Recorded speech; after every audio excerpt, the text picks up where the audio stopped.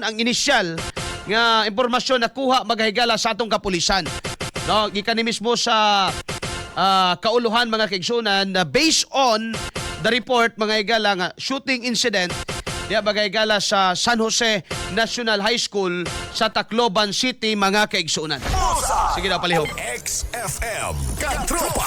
Shooting incident involving high school students in Tacloban City. This happened just this morning at 9:20 a.m. of June 22, 2026 at the San Jose National High School at Barangay 87 San Jose, Tacloban City. There were a total of 10 victims, 3 deceased, all minors, and another 3 were wounded directly because of the shooting, and 4 others were wounded when they were panicked. May mga tumalon po sa bakod, so on and so forth. So, direct victims of the gunshots ay 6 po. We have taken custody of the 2 CICL suspects, an alias Rod, 15 years old, also a student of the same school, and alias Nash, 14 years old, also of the same school. Initially, it appears that the motive of the crime is grudge for school bullying. As of now, we have recovered 40 shells, empty shells, at the crime scene. The firearms used were a 9mm Glock and a caliber 38 arm score. Upon verification, the 9mm Glock belongs or was issued to a policewoman assigned in PRO 88. The subject, policewoman, is now under investigation and placed under custody of the Regional Police Office, while the caliber 38 revolver is registered to a security agency in Cebu City. Conduct a comprehensive review. Oh, man na to? Alas 8:08 na. Sa ato ni mga higalang ginasundan kini nga panghitabo mga kaigsunan. Now, sa atong pulso ng Pilipino karon, no, mga higala, if I may ask, muuyon ba mo nga istriktuhan, hugtan, hindi ba gahigalang security, no, sa mga eskwelahan? No, kay dili naman imposible di ay nga mahitabo sa Pilipinas ni. O abi nato magahigala og dito lang ni mga higala sa Amerika, no, sa Europe, ni mga ingani kundiin easy or sayon ang access mga higala sa pusil. No, kay diri sa Pilipinas ato mga igsoon dili nga na kasayon ang access mga higala sa pusil. No? Labi na mga higala sa mga kabataan. No, dili man gani sayon alam nato mga higala mga hamtong.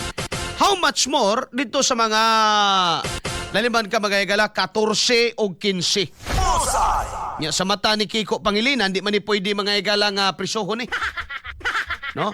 Di man ni pwede prisohon mga higala kay bata man ni sa mata ni Kiko. No? Ang pangutana karon mga higala naaba ni sila remorse. No, I mean kanang nabay pagbasol nga nahitabo mga higala gibati kay wa ni pagbasol delikado ni ba? Mahimo ni mga higala sorry for my word but bata man daw nila, bata man gyud daw ni. Yang ang inahan, mga inahan may pesturyahon ani mga higala, buutan maguno ni mga bata. No? Buutan maguno ni mga bata mga higala, natural. Moingon gyud ana. Pero kamo kuno ibutang dito sa kuan, tiil o sapatos mga higala ato mga ginikanan nga namatyan. No? Ug makaingon ba kag buutan tong mga bata ato. Taka ra sa ni mga higala wa say konsiderasyon. Kadako sa krimen, period. Krimen mga higalang nahimo. Di problema na ito karon mga higala sa Pilipinas. No? This is really the problem. Kung walay kahadlukan mga higala ang mga tao. Kay sa una, mabata, matiguang, pwede mang muingon manggod, sige. Kay impas kang Duterte. Now, lain man po nga, tibuok kinabuhin ato Duterte nga Duterte na lang. No? Di kay syempre mga higala Tatay Digong matiguang, no? Lain po maka simbag ay pananglitan mga higala makaulit og Pilipinas bay ato ba din ang imo ba din ang papresidentihon? Pamayoron ba din nimo na?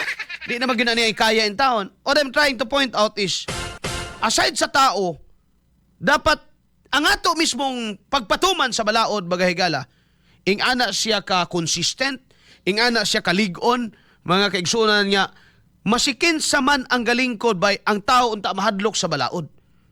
No? Well, arang-arang na lang tong mahadlok silang digong. No, kay at least mga higala, di tabubuhat og binuang, no? Kay impas gyud tang Duterte. At okay, arang-arang na lang to. Pero mas maayo gyud unta to mga higala kung mismo sa balaod nato ta mahadlok. Like for example, Singapore, mga higala. No? Ayaw gyud pataka-takag commit og krimen. Ngano man ihaw man gyud abuto nimo. No? Labi na ba kay galag mga heinous crime, no? Na man gyud mga higalay hukom bitay or death penalty. Ya tuwa diri, na bagyo impression may higala labi na sa mga kabataan nga batanon pa man batanon pa man di pa man priso ngano makaingon man sila ana daghan na experience ana bagay igsoon. No? Daghan nag experience ana bagay higala nga mga bata nga dakpan unsa na bisag unsa na lang nga mga krimen mga higalang ginahimo, no? Nakagawas ra. Kadtong diris tagom, kadtong sa La Pilipina may higala miluba ato 19 anyos 14 man sadto. Kabalo ka nanambok na kuno karon mga higala dito sa custodial facility. Wala man siya kagawas priso man gyapon. No? Wala man siya kagawas mga higala pero wala, syempre, di na pwede itipon di mga higala sa matod ba nila quote and quote hardened criminals. Oo, naay kaugalingon nilang kuan butanganan mga igsoon. No? Kanong asagikan ba ang guts aning mga bataa mga igsoon nga mo kutlo og kinabuhi mga kaigsuonan. No? Kailangan na subayon. Now in the case mga higala sa Tacloban o sa San Jose National High School, no? Kay total na balita naman na may higala nga matod pa bullying. Kay nanimalos matod spokesperson may higala sa PNP kaganina, no? Si Police Colonel Ray Co, no? Nga grudge kuno pagdumot mga higala gumikan sa bullying, no? Por iso nga nakahawid og armas mga higala and then moto namusil mga kaigsuonan. So, makonstru ba nato nga kadto mga higalang ilang gipusil? Maotoy nagbully nila? No?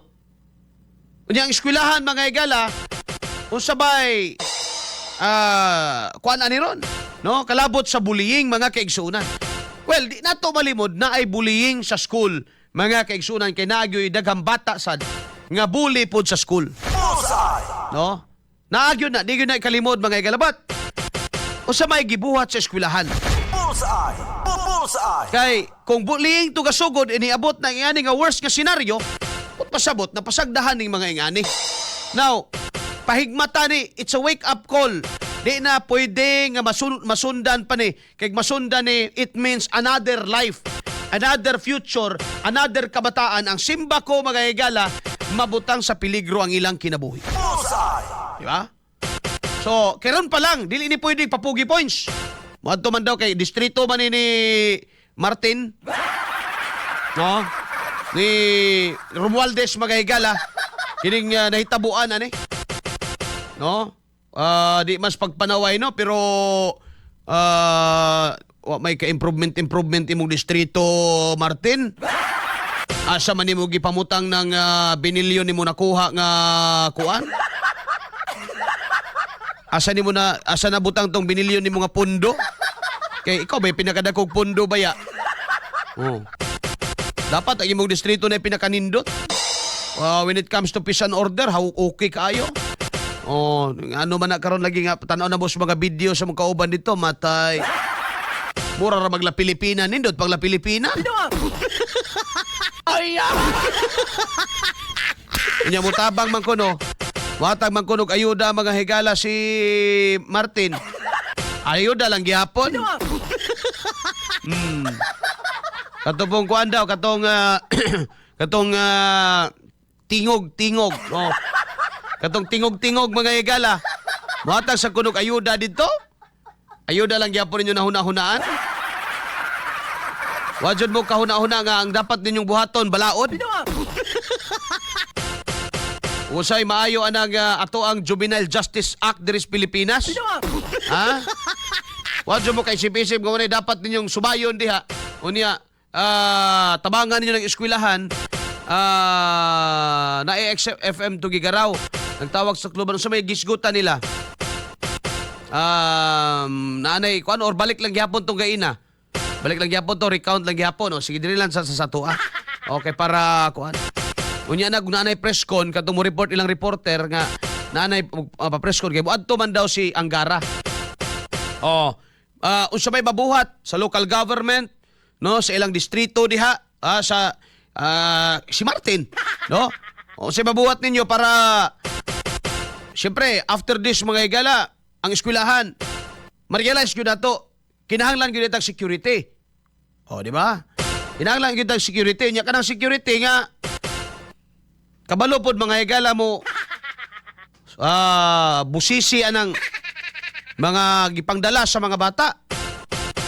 No, para sa safety mga higala sa mga kabataan. Ang ato mga eskwelahan. Kumusta man? No? Kada ko na yung budget diha sa distrituhan na. Ang eskwelahan daghang exit point. Tinood bitaw. Dili siya secure. Ngano man? Bisag pagbutangan nimo guard na may lang agianan dito mga galas pikas. Naay guard sa tubangan. Tuwa may dakong agianan sa likod. Diba? Mga katropa kay dapat pahigmatan na ni sa tua kay ang mga kabataan karon is capable of killing. Ato nang dawaton mga higala. Kamo po mga ginikanan diha. Basin doon na mo yung mga pagkulang sa inyong mga anak diha. Inyo na pong ginatolerate nga mga kuha na kaayo, mga mangtas na kay batasan inyong mga bata, mapag inyong labanan. No? They are capable of doing mga higala ni inilabi na kung naasalay access sa weapon. No? Naay influence, kung influence is gutan, naay daghan influence. In the internet, daghang influence mga higala. No?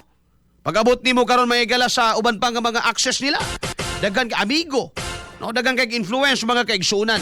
Nabagyod sila access sa weapon.